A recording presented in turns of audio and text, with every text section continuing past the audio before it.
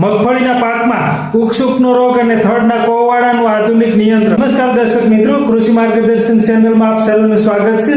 આજે આપણે આ વિડીયોમાં જાણવાના છીએ કે મગફળીના પાકમાં શરૂઆતની અવસ્થામાં ખાસ કરીને બે રોગ આવે છે, જેમાં એક છે ઉકસુકનો રોગ અને બીજો છે એ થડનો કોવાળો।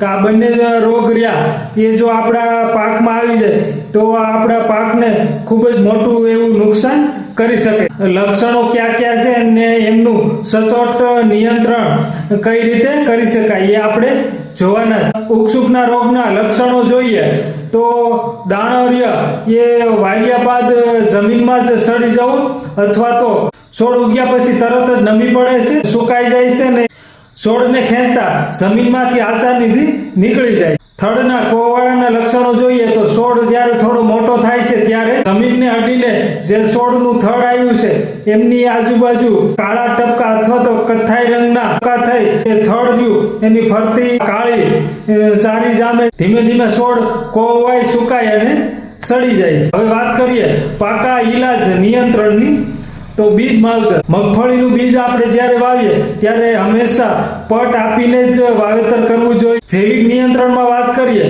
તો ટ્રાઇકોડર્મા વીડી પાવડર જે રહ્યો એમનો પટ આપીને વાવેતર કરવું જોઈએ। રાસાયણિક નિયંત્રણમાં વાત કરીએ તો કાર્બેન્ડન, મેન્કોઝેબ સાફ પાવડર અથવા થાઇરમનો પટ આપી અને વાવેતર કરવું જોઈએ। જમીન ઉપચારમાં વાત કરીએ તો દર વર્ષે જે ખેતરમાં જોવા મળતો હોય એ ખેતરમાં ટ્રાઇકોડર્મા વીડી રહ્યું એ ગળતિયા દેશી સાણિયા ખાતર સાથે મિક્સ કરી અને જમીનમાં આપવું જોઈએ। ઊભા પાકમાં છંટકાવની વાત કરીએ ત્યારે જ્યારે આપણા ખેતરમાં ઊભા પાકમાં આ રોગ જ્યારે જોવા મળે છે ત્યારે રોગિષ્ટ છોડ રહ્યા એમને ઉપાડી અને દૂર કરવા જોઈએ। રાસાયણિક નિયંત્રણની વાત કરીએ હેક્ઝાકોનાઝોલ કાર્બેન્ડિઝમ ના થડ પાસે આપવું જોઈએ અથવા તો ઊભા પાકમાં છંટકાવ કરવો જોઈએ।